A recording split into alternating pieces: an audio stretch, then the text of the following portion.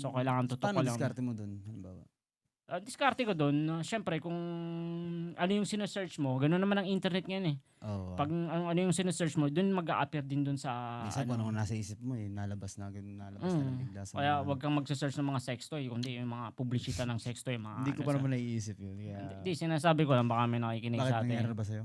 Hindi naman, Okey, may okey. may tropa lang na gano'n hindi naman sa sextoy. Kumbaga, Okey. nag-search siya ng sabihin nating mga hotel, gaya nito magse-search ka ng mga pangbakasyon. Oo.